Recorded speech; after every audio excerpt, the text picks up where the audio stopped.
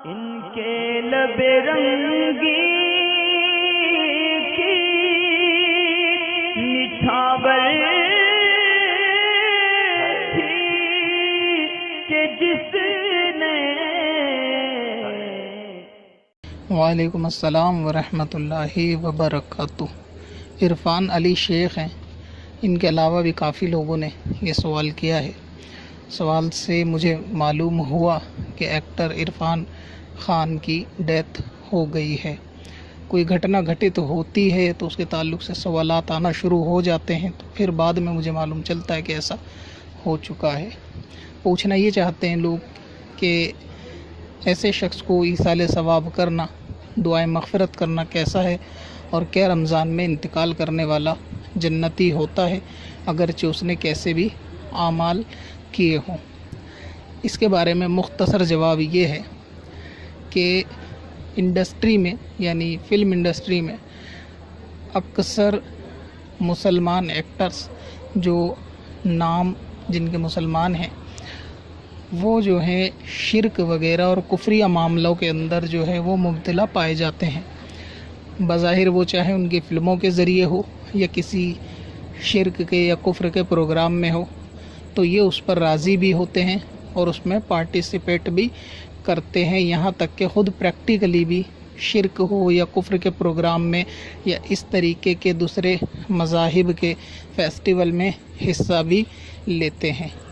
تو ظاہر یہ ہے کہ کوئی بھی شخص شرک پر راضی رہ کر مسلمان نہیں ہو سکتا۔ اسی طرح کوئی کفر پر راضی رہ کر یا کفر کو پرفارم کر کر، چاہے بطور ایکٹنگ ہو چاہے حقیقی زندگی میں ہو، اگر وہ کفر یا شرک کو پرفارم کرے گا خوشی کے ساتھ، لوگوں کو میسج بھی اس کے تھرو دے گا، تو ظاہر یہ ہے کہ وہ مسلمان نہیں رہے گا۔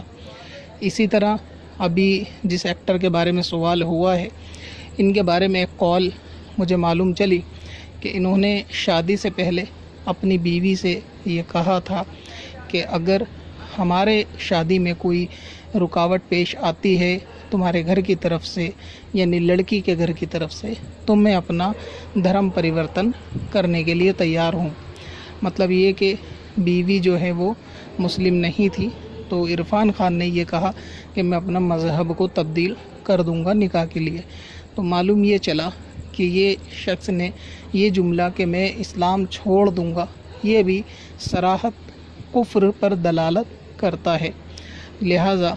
ایسے شخص کو مسلمان نہیں سمجھا جا سکتا۔ اب رہا یہ کہ ممکن ہے کہ کسی نے مرتے وقت توبہ کر لی ہو یا نہ کی ہو، تو اس کا کس طرح سے معلوم چلے گا؟ اور پھر اس کفریہ قول کے سوا بھی بہت ساری کنٹروورسی آپ نے سنی ہوگی، جیسے قربانی کے تعلق سے بھی ہے، اور اس کے علاوہ اپنی فلموں کے تھرو یا دوسرے معاملوں میں آپ نے دیکھا ہوگا کہ کفر کے اور شرک کے پروگرام میں یہ لوگ شامل ہوتے ہیں، پارٹیسپیٹ کرتے ہیں۔ تو ان کے نزدیک مذہب کوئی یعنی ایک الگ چیز نہیں ہے، انسانیت پہلے ہے، اور شرک اور کفر میں یہ فرق نہیں کرتے، سامنے والے کی خوشی کو دیکھتے ہوئے ہی اس طریقے کے پروگرام میں پارٹیسپیٹ کرتے ہیں۔ تو اس کے بارے میں نے پہلے بھی ایک ویڈیو بنا رکھی ہے کہ کوئی اس قسم کا بندہ ہو، اگر اس کا انتقال ہو تو کیسے معلوم چلے کہ اس نے توبہ کی ہے یا نہیں۔ تو اس ویڈیو کو آپ دیکھ لیں، دانش ذہان کے بارے میں ویڈیو تھی، وہ آپ یوٹیوب پہ سرچ کریں گے سکندر وارسی اباؤٹ دانش ذہان، تو وہ ویڈیو آپ کو مل جائے گی۔ اور آخری آڈیو جو انتقال سے پہلے عرفان خان کی وہ آئی ہے منظر عام پر، تو اس میں بھی بظاہر یہی لگ رہا ہے کہ اپنی فلم کا، آنے والی فلم کا پروموشن کیا جا رہا ہے، جس سے ہی معلوم چلتا ہے کہ اپنے پچھلے جرم پر کوئی ندامت نہیں ہو رہی۔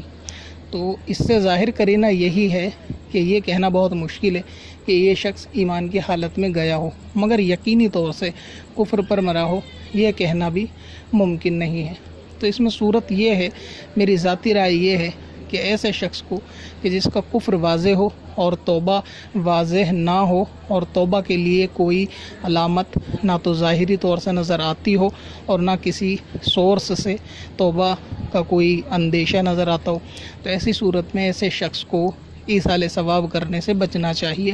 اور ایسے شخص کے لیے دعائے مغفرت بھی نہیں کرنی چاہیے۔ اس میں بہتر اس طرح کیا جا سکتا ہے کہ اگر آپ کو ایصال ثواب کرنا ہے تو آپ اس طرح سے کر سکتے ہیں کہ اپنی تمام عبادت کا یا جس معاملے کا آپ ایصال ثواب کرنا چاہتے ہیں وہ تمام مسلمانوں کو کر دیں، یعنی اللہ تبارک و تعالیٰ سے کہیں کہ جو میں نے یہ نماز پڑھی یا روزہ رکھا، اللہ تبارک و تعالیٰ تو اپنی رحمت سے اس پہ ملنے والا ثواب تمام مسلمانوں کو میں ایصال کرتا ہوں یا کرتی ہوں، تو اللہ تبارک و تعالیٰ اپنی رحمت سے وہ تمام اس مسلمانوں کے نامہ اعمال میں اس ثواب کو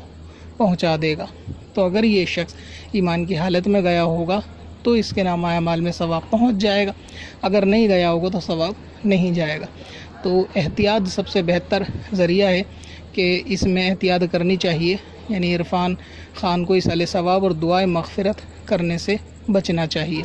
اور اس طرح سے ایصال ثواب کرنا چاہیے کہ تمام مسلمانوں کو ایصال ثواب کریں بغیر کسی کا نام لیے، یہ سب سے بہتر ذریعہ ہے۔ اب لوگ یہ کہہ رہے ہیں کہ کوئی شخص رمضان میں مرتا ہے تو اس کے بارے میں کوئی حساب کتاب نہیں ہوگا، تو ان لوگوں سے عرض یہ ہے کہ وہ معاملہ جو ہے وہ ایسے مسلمان کے لیے ہے کہ جس کا ایمان والا ہونا ظاہر ہو، نہ کہ اس کے کفر اور ایمان کا کوئی معلوم ہی نہ ہو۔ مثال کے طور پہ ابھی کوئی قادیانی ہے کہ جو بظاہر کلمہ بھی پڑھتا ہے، نماز بھی، روزہ بھی، سارے معاملات کو انجام دیتا ہے، اگر اس شخص کا انتقال رمضان میں ہو جائے تو کیا وہ فقط یہ کہ مسلمان خود کو کہنے کی بنا پر جنت میں چلا جائے گا؟ ہرگز نہیں جائے گا، اس کے عذاب میں ذرہ برابر کمی نہیں ہوگی، چاہے وہ رمضان میں مرے یا غیر رمضان میں۔ لہذا یہ اطلاق کرنا کہ کسی بھی ایسے یعنی مشکوک شخص کو جس کے ایمان کا معلوم نہ ہو، یہ کہنا کہ اگر وہ رمضان میں مر جائے تو جنت میں جائے گا، تو یہ بالکل غلط ہے۔ جنت میں جانے کا تعلق یا پھر حساب کتاب نہ ہونے کا تعلق مسلمان کے ساتھ خاص ہے، کسی ایسے کے ساتھ نہیں ہے جس کے ایمان کا کوئی پتہ نہ ہو یا جو ایمان اور عقائد کے بارے میں کوئی نہ خبر رکھتا ہو بلکہ بیزاری کا اظہار کرتا ہو۔ تو اگر کوئی ایسا قادیانی یا ایسا بد عقیدہ یا ایسا وہابی کہ جس کے عقیدے کفریہ ہوں، وہ چاہے رمضان میں مرے یا غیر رمضان میں، اس کے لیے کوئی راحت نہیں ہے۔ تو لوگوں کا یہ کہنا کہ اگر کوئی ایسا ایکٹر جو کفر اور شرک میں مبتلا ہو، اگر وہ رمضان میں مرے تو راحت ہوگی، بیکار اور کم علمی کی باتیں ہیں، اس سے رمضان میں انتقال میں اس پہ کوئی فرق نہیں آئے گا۔